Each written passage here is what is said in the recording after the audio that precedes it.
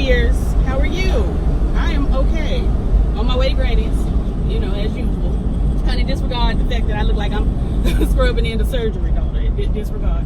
I don't know why this car pulled out in front of me, daughter. It's not making sense to me. And swerving. Anyway, let's get a quick rambling report, or whatever we calling it now, honey. The news. Let's talk about the news, honey. Y'all, I forgot what names y'all suggested for the rambling report. Put it down in the comments. We're gonna have a vote, honey, because report, when I put report in the title, it gets flagged. It gets flagged, honey, and we're not trying to have my stuff flagged. So let's collaborate and come together for a new title. I forgot what y'all had done said, girl, and so put your suggestions down in the comment and we will have a vote. We will have a vote. Anyway, I'm looking for bscott.com, honey. My phone acts like she don't want to pull it up. And I think that's really unfortunate, because if it don't, we just gonna talk about something else. That's all. That is all. Honey, she taking her time. She is taking her time.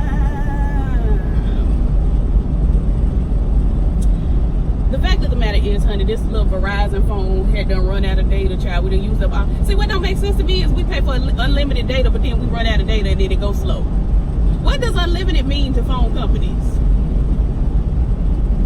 What does unlimited mean? Because to me, unlimited means without limits. Amen? And so if you advertise unlimited data, and I'm paying for the unlimited data, tell me why, after a point, my data becomes limited. Somebody turn to your neighbor and ask your neighbor, what phone service you got? Because when I read the Bible of Verizon, and even the Bible of AT&T, because we are on both services, the Bibles of those companies said unlimited data. I don't understand. Anyway, that was my sermon for the morning, honey. As this is still loading, honey, still. STEEL, as our dear friend Keisha, I was gonna say Keisha Knight-Pulliam, Tisha Campbell, Martin, no Martin. That's what we talking about. We don't talk about old Keish. We talking about old Tish. Different Ishas. All right.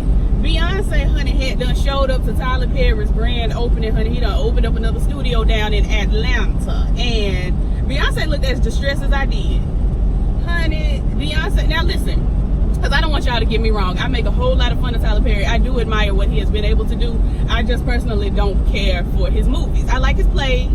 You know, the original ones, honey. Them new ones he had done started putting out with, I was going to say Chili Palmer. What's the man name? Palmer Williams, and the ones without Medea, where you just go get Palmer Williams and Tamar Davis and Cassie Davis and throw them all together and say, here we go, a play.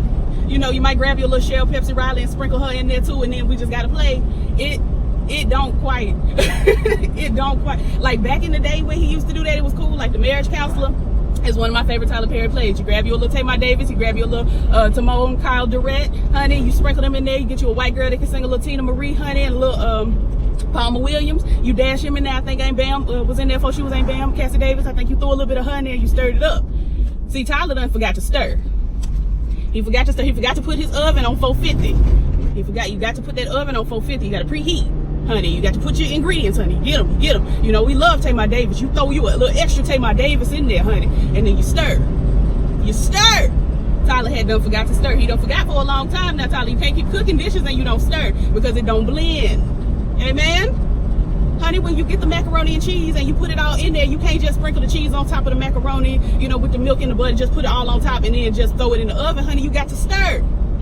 You got to stir, because if I don't get down to the bottom of that macaroni and cheese and find cheese with the macaroni, we got a problem. All right? We got a problem. And at that point is when everybody at the family reunion starts saying, who done made this macaroni and cheese?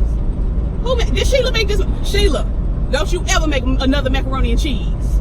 You bring the drinks and the cups from now on here. You hear me, Sheila? That's what happens, honey, when you don't stir. And that's where we are with Tyler Perry at this point. He done stopped stirring. Had the nerve. See, when I really knew that Tyler Perry was no longer stirring his dishes is when he got the, why is she escaping me, honey? Melanie Daniels. Honey, if you don't know Melanie Daniels, I admonish you to go and do your research, daughter. He had went and got the Melanie Daniels and had her sing a little ooh-doo-doo. Melanie Daniels is not an ooh-doo-doo singer, honey. Melanie Daniels is a woo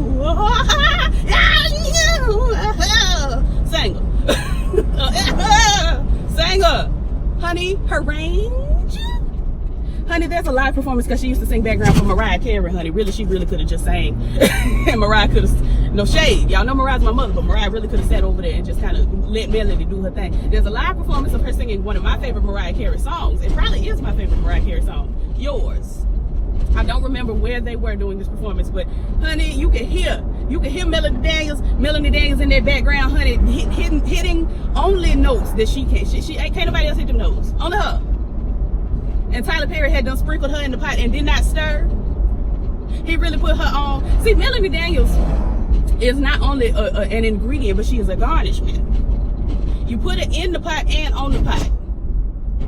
After stirring and cooking and everything, you sprinkle a little more Melanie Daniels on the top. He didn't do it right. I think he might have sprinkled a little bit on the top because at the end of the play, they had a light concert and Melanie was able to sing down, honey, and it is a treat. But in the play, she did not sing down and we were all confused. Those of us that know her for her works and her deeds and have seen her live and have met her and understand the greatness that is, we didn't understand. Anyway, back to Beyonce. Beyonce had done went to the Tyler Perry opening, honey, grand opening at the studios, and she looked like she was suffering. I said, girl, is she crying? Is her allergies acting a fool? Does she need an Allegra? Honey, an Allegra AD? A Claritin? What's going on? She looked distressed, honey. She looked distressed. I'm worried for her. I'm worried for her. Eddie Murphy to make Beverly Hills Cops 4 after Coming to America sequel. Eddie Murphy, you running out of money. You ain't running out of kids. You must be running out of money. He got to be running out of money. Now, I'm not going to be the one to be shady, but I am. And this isn't even shade. I assure you it's not. But when I saw the cast for Coming to America, the sequel, getting over here, getting back to Africa from America, whatever it's gonna be called, daughter. When I saw the cast, I said, now this don't look like, this look like a straight to Netflix special. This look like one of them movies. You know, when you watch a black movie on Netflix, all they do after that is recommend you black movies. They say, I see you was black one time, or you hung out with a black person one time, and y'all watch some black. So here go every other black thing we got. Here go a movie with Karuchi. Here go a movie with Christian Keys. Here's a movie with Drew Sidora. And if you want a little Latoya Luckett in your life, here you go. Honey, that's what that lineup looked like. That cast didn't speak to me on a grand theatrical release, honey. It spoke to me on we're gonna pop this on down into VCR and Netflix, honey, and release it to the girls that way. But whatever, girl. Anyway. Blake Lively and Ryan Reynolds done had another baby girl. I ain't know they had two of them before this one, but we on the third. Praise God. I ain't talking about that. I'm not talking about that either. Ain't talking about that either. Apparently Lil Nas X and Cardi B have been sued by producer for allegedly stealing elements of a song called Rodeo that I didn't know existed until right now. Y'all leave Lil Nas alone. That's my son. Y'all leave my boy alone. Travis Scott denies rumors that he cheated on Kylie Jenner. I don't care. My Twitter was ablaze this past week about Kylie Jenner and Tiger getting in the car together, or getting out the car together, or being somewhere by a car together. I couldn't possibly care. I was disturbed when it was going on the first time because she was a child, and she was paying all his bills. But as a grown adult, she grown. She got a baby. She grown. She minds her business as far as I know. If not, I mind mine, and I don't know what she doing. I couldn't possibly care about them going together. Empire is at its lowest ratings ever, which is fantastic because, girl, the show over. Where's my granddaddy? He didn't drive. The church did it next door. He did not drive next door. I hope he left the door open because I ain't got my key. And I would hate to have to go knock on somebody's door. I would hate to. Anyway, Stacia Dash is a white woman, and that's the news today. God bless y'all and keep you. Peace.